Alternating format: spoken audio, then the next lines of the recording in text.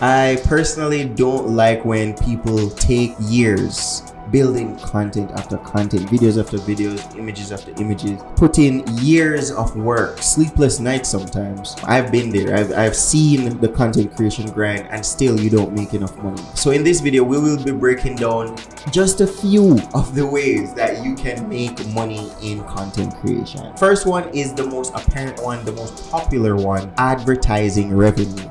Now, ad revenue is very popular. It's basically, you get a lot of impressions, you get a lot of followers, you get a lot of views, and the brand will show ads on your videos while your video is playing, and they will basically give you a cut of the money that the brand would pay YouTube to push their ad on your video. Now, ad revenue, again, it is very popular. YouTube is probably the biggest platform that I hear people talk about as it relates to ad revenue, because YouTube pays a lot of money to their creators. I think they spent like 500 million US dollars on their creators. It was crazy. They spend money on their creators. Again, this is for people who they invest time in their brand. I believe that you should not try to reap money from your brand in the early days. At the end of the day, to try and get as much views and comments and likes and all that on your videos as much as possible in those early days. But I don't think that you should stress your brand too much in the early days for money. If this is all that you do, it's your bread and butter, you have no 9 to 5, then I believe that you should use some of the other ways of making money that I'm going to list down below. Now, the second one is sponsorship, right? This again is for people who have accomplished some sense of branding. They understand what they're about. They know who their target audience is, and their target audience aligns with the brand that is sponsoring their video to, I guess, basically show the product and be like, hey, if you have a ton of business owners in your viewership, we are some form of audiobook company, like we're gonna pay you a certain amount of money and we'd like you to basically tell people about our business. That's it. It's pretty straightforward. I believe that it is very powerful. A lot of people make a ton of money with sponsorship, but again, it's for people who have established some form of branding, some form of audience, some good size of audience, and their audience is very engaging. Sometimes you can even approach the brands, right? And this is something that we can teach people how to do, how to approach a brand and really ask that brand for XYZ amount of money, your rate, all that, what you will be giving them. Because again, this is all business. Everything in business, it's money being exchanged for value. That's it.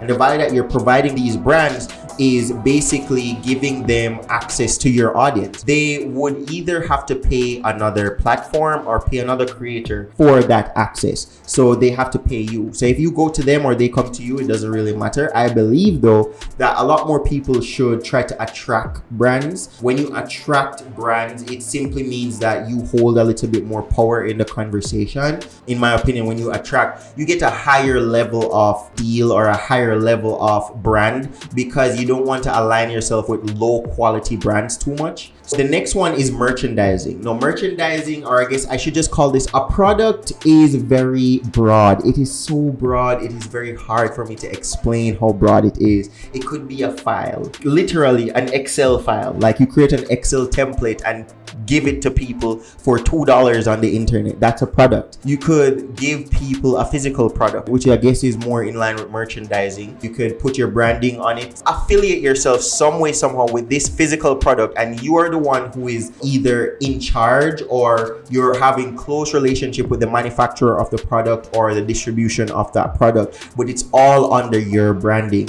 However, here the lines get a little bit blurred, because now you can create the full product, or you can have someone start to help you creating the product, manufacturing the product, delivering the product if it's a physical product. You can also bring on a developer, create like an app, create a website. And on this website, you're selling something specifically. You can get the developer to create some form of app that creates whatever experience or gives your audience some form of value in line with what you do. Maybe you're an accountant, it will help them do their taxes much easier, or help them to track their business expenses, income, and all that much better, and create financial documents for their business much easier. Something like QuickBooks, an endless list. We could talk about it forever. Now, the next one is affiliate marketing. Very close close in line with dropshipping. However, the only difference here is ownership. You obviously don't own this product, and your branding will not be on this product. What will happen is this brand has this product, they're selling this product. It can be a big brand or a small brand, it doesn't matter. But you will be given like some form of specialized link or a specialized landing page or whatever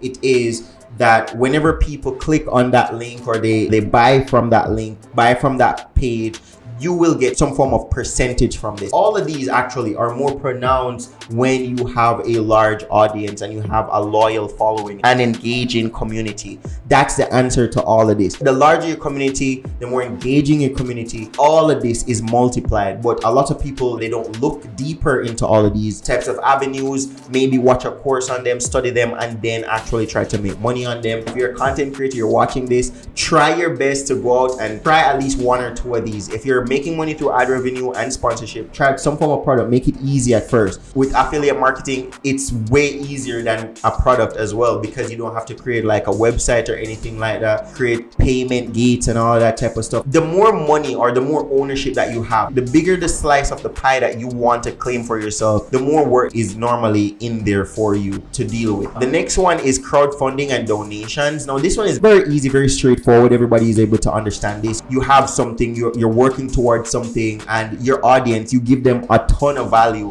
right? You help them, you save them time, you make their lives easier, you help them achieve amazing goals. They don't have to put in as much effort or sacrifice into whatever they're trying to do. This is value. This is how you give someone value. If you're giving them value, then they will most definitely want to repay you in some form of sense, right? This is how it works. It's a give, and then get. That's a famous saying from Gary Vee. Yeah, with crowdfunding, you basically ask your fans to basically make a donation to you, to your PayPal. They can support you on Patreon or any type of platform, a GoFundMe, I don't know. I believe that you make more money when you give it like a mission and you actually say, hey, this is what this money is going towards. All of these lines, they get blurred. They just have different names for different structures, but it's all just you giving value to your audience and exchange you getting money for that value. Do the ones that are easier to you at first so that you're able to get your reps in and try it and make a little money from it. And then you start to get into the more complicated ones. Next one is courses and workshops. I believe this one is very important to people who, they're all about educational content.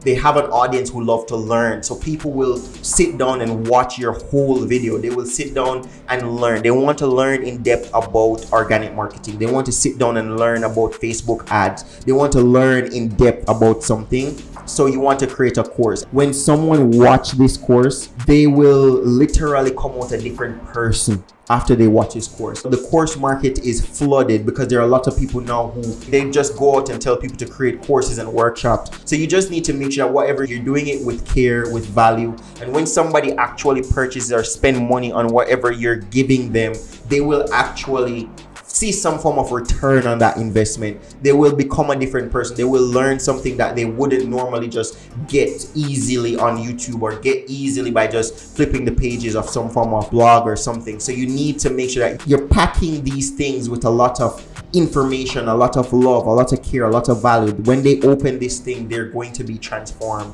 The greater you do that, the more money you will make, because people will love what you do and see through what you're doing and be like, hey, I need this because I need to change. People will do things for themselves. They will do it because they want to change. They want to see the value. The next one is consulting and coaching. So with this one, it's a little bit more one-on-one. You have probably established yourself as some form of expert in your niche or market, and you have a lot of people in your audience who actually want to learn. You probably try the courses route as well, but they want to learn and they want to learn from you. They have a specialized problem with their specific business or their specific whatever that they're trying to solve, and they want your one-on-one expertise on it to make sure that this problem goes away and that it is dealt with high care, high fidelity, high precision. So you want to charge people for one-on-one meetings or one-on-one consulting to look at this problem, really understand this problem on a discovery call, develop a plan on it and exactly how they should fix it. And that is what you're charging people for.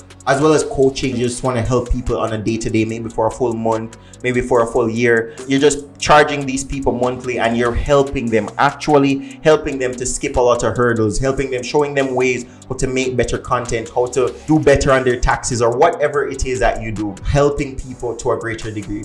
Now, the last one I want to cover here is just services. Now, if you realize, we cover products, which is basically something that people will purchase and they will do the work themselves, or they will handle the product themselves. You have consulting and coaching where you're helping them with the problem. So it's a done with you type of situation. Now, with the most expensive one, the one that I believe that you should basically charge the most for, is a service where you're basically doing all the work for them. You have established yourself with some form of credibility to say, hey, I know what I'm doing, and people are interested in actually getting that problem fixed. Let's say if they're taxes, they know everything that you're talking about, they trust you, they see your stuff, they love your stuff, but they can't bother to go through the headache of purchasing your stuff and purchasing your products, or booking a one-on-one call and then doing all the work themselves. So you then can give them a service, a specialized service, where you will take care of that problem for them, and they will basically be spared the time, the effort of going through that, and it will also be done by an expert. I believe that there are tons of ways of making money online through content creation. You're able to make money with your content creation and your business all at once. You can do all of these all at once. As I said, I think you should start off with the easier ones first, but you can do every single one of these. As a content creator, as a business owner, there's no reason why you shouldn't be making a lot of money.